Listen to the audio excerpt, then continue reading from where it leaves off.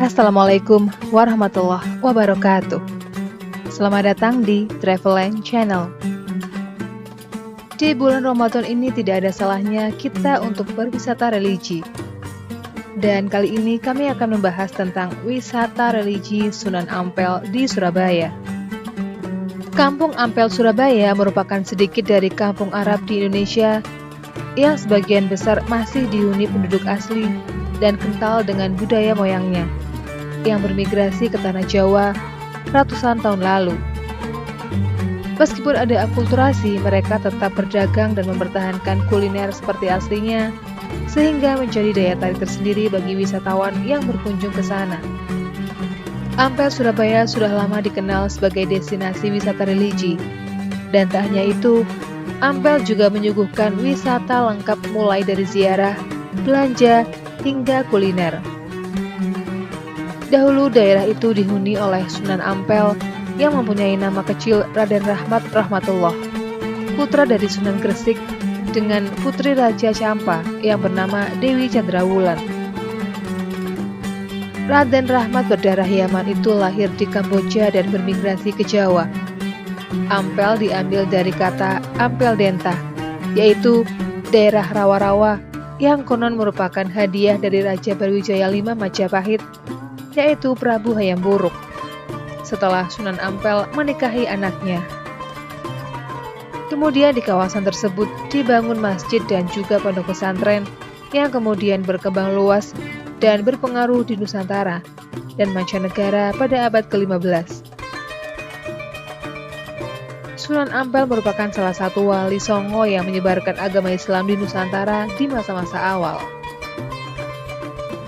Orang-orang Timur Tengah mulai berdatangan ke wilayah Ampel pada tahun 1451, terutama untuk berdagang dan juga karena mendengar ada wali di wilayah itu.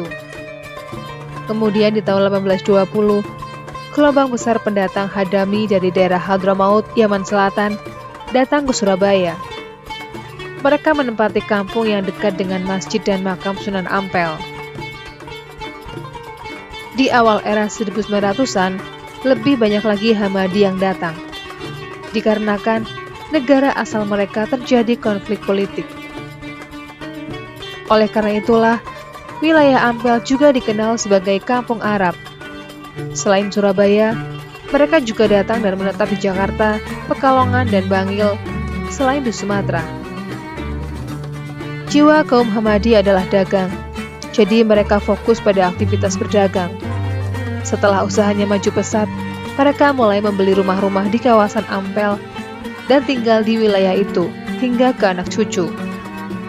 Oleh karena itulah, meskipun namanya Kampung Arab, namun banyak bangunannya bercorak Hindu Jawa seperti yang terdapat di Masjid Ampel.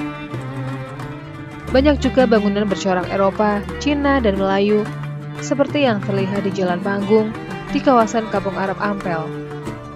Kawasan Ampel berada di Surabaya Utara, terletak di dua kecamatan yaitu Pabean Cantian dan Semampir. Selama puluhan tahun, Kampung Arab Ampel Surabaya merupakan kampung mandiri. Karena roda perekonomian dan pelayanan masyarakat bisa berputar sendiri. Beberapa pihak mengatakan bahwa penetapan aturan kewilayahan atau Wetskentstelsel pada zaman kolonial Belanda membuat mereka tinggal berdasarkan ras yaitu Eropa, Asia Jauh, seperti Arab, Tionghoa, dan India, serta Bumi Putra. Di Surabaya, Wetskentstelsel juga pernah terjadi seperti di kawasan pecinan. Konon, hal inilah yang membuat mereka agak sulit berinteraksi dengan masyarakat di luar. Sehingga secara natural mereka membentuk kota satelit yang mandiri. Karena mereka mencukupi sendiri kebutuhan pada pendidikan, kesehatan, dan perdagangan secara mandiri. Ini juga berlaku pada wilayah Ampel. Di kawasan tersebut ada sekolah yang cukup lengkap yang dimiliki oleh Yayasan Pendidikan Al-Irsyad Surabaya dan rumah sakit yang juga dimiliki oleh YPAS dan Yayasan Muhammadiyah. Begitu juga 3 pasar tradisional untuk melayani wilayah seluas 84 hektar itu, yaitu Pasar Peguruan, Pasar Pabean, dan juga Pasar Kambing. Meskipun budaya Yaman Selatan mereka cukup kental, namun Kampung Ampel tak bisa lepas dari akulturasi komunitas Arab dengan komunitas lokal seperti Madura, Jawa, dan Tionghoa. Budaya mereka berbaur dengan mudah melalui bahasa Kampung Arab yang dipahami oleh komunitas lokal tersebut. Demikianlah sedikit ulasan tentang wisata religi Sunan Ampel di Surabaya. Mudah-mudahan ini bermanfaat buat kita semua. Sekian dulu video kali ini. Jumpa lagi di video berikutnya. Assalamualaikum warahmatullahi wabarakatuh.